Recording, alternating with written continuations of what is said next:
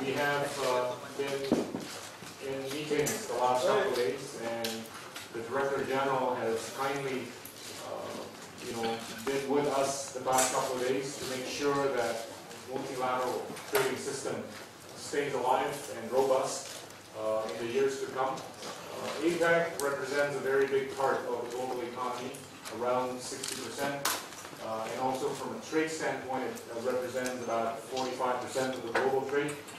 So it is not a surprise that the new Director General of the WTO has made it a point to be here with us, because whatever happens at the APEC summit is important for the state of affairs of the world. And I would like to give the floor and the opportunity to Roberto to say a few words, and we'll take questions from all of you.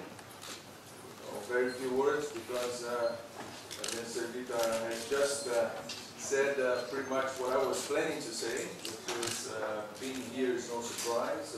APEC is composed of nations which account for a large percentage of world trade.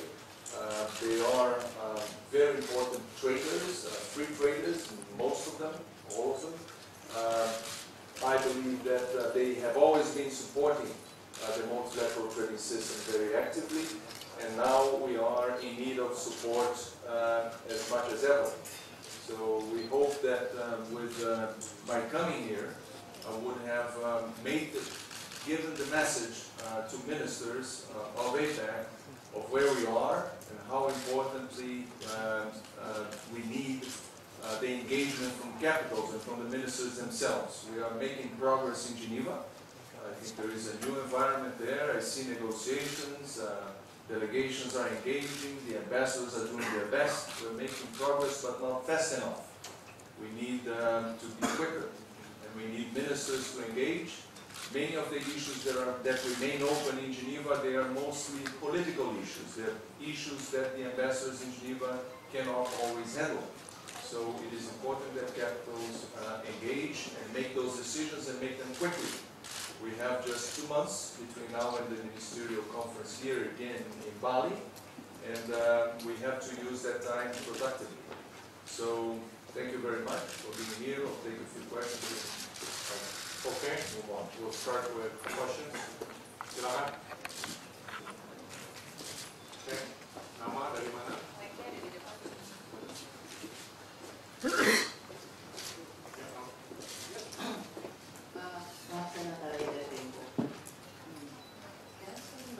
Yes, I'll translate. Ada dirjen media di sini. Kemarin saya membaca bahwa studi bahwa shutdown di Amerika Serikat itu berpotensi mempunyai potensi menghambat pertumbuhan di Asia Pasifik. Saya ingin bertanya sebenarnya kenapa hal juga dibahas di tingkat menteri dan bagaimana dari tidak dibahas. Tidak dibahas. Bagaimana? Mungkin mengenai multilateral trading system kalau ada pertanyaan. Ya. Sejauh mana peran APEC dalam liberalisasi perdagangan dunia? To what extent would APEC play a role in defining multilateral trading system and also the liberalization of trade globally? And she is from Tempo, one of the leading magazines in the country. Well, the WTO is a lot about momentum. It's about getting the right environment for negotiations. Like I have said, many of the big players in WTO are here now. They are here, they are together, and they are also talking about what's going to happen in 2 months from now. And I am absolutely sure that if we can maintain this level of engagement, if I can maintain the APEC ministers talking to each other and talking to non-APEC members as well, this will be an extremely useful contribution for the negotiations between now and the end of the beginning of December.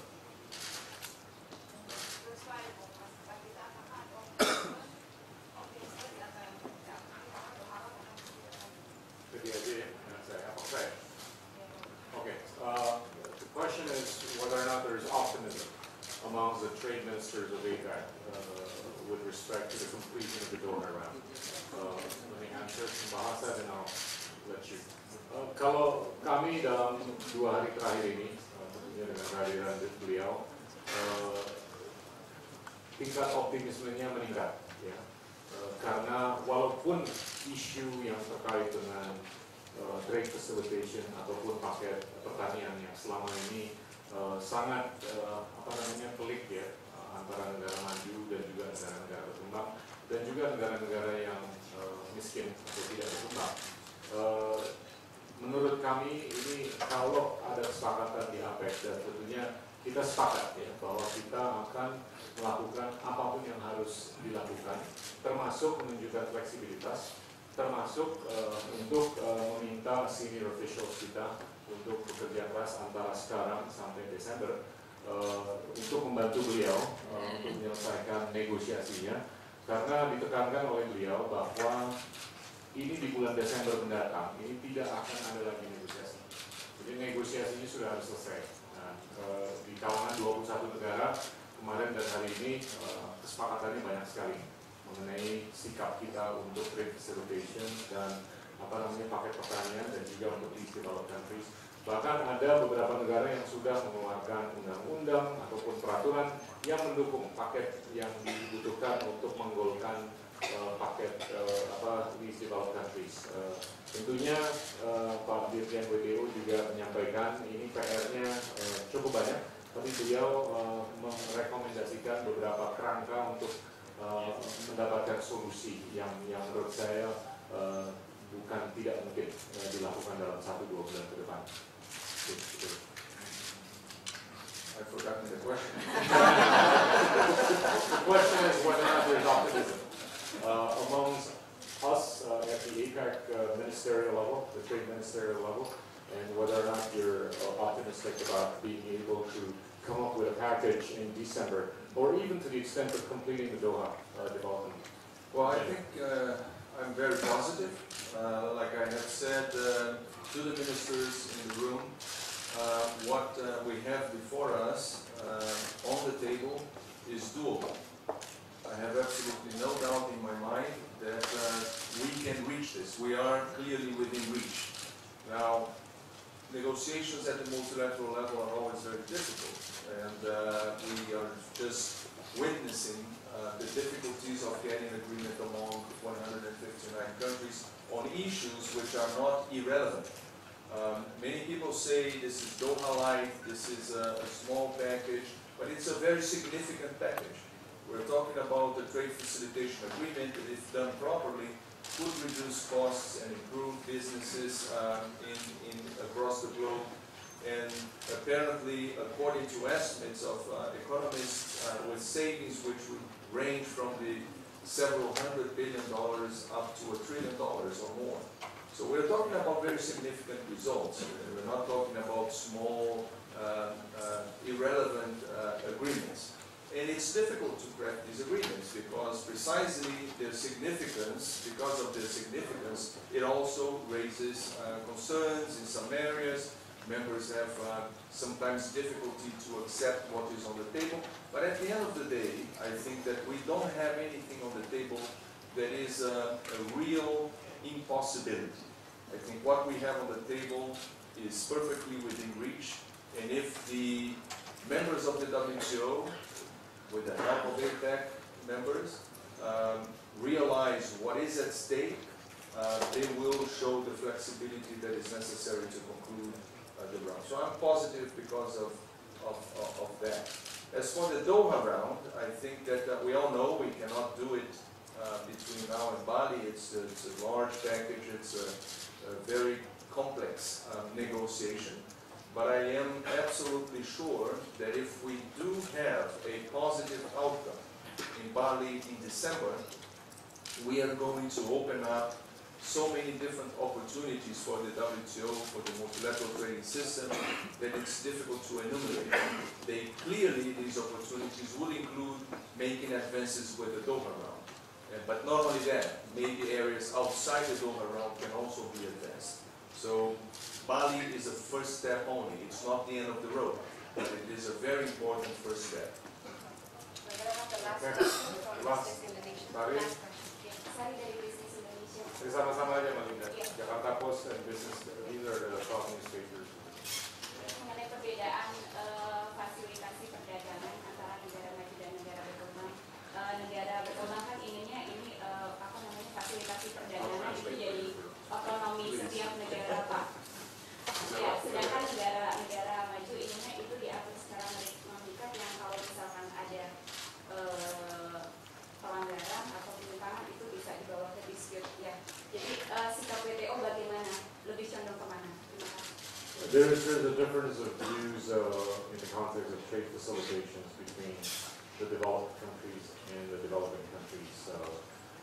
There's one view that's been embraced by the more developed countries is to basically utilize the dispute mechanisms, for anybody that doesn't comply with trade facilitations and all that. She's asking in terms of your inclination, with respect to what would happen going forward, and also what would be, yang lebih tepat ya maksudnya ya, pertanyaannya ya. Yeah, what would be your inclination in terms of how this is going to, pan out going forward? Well, my inclination is always to find a solution, whatever it is. I don't have a particular inclination towards one side or another.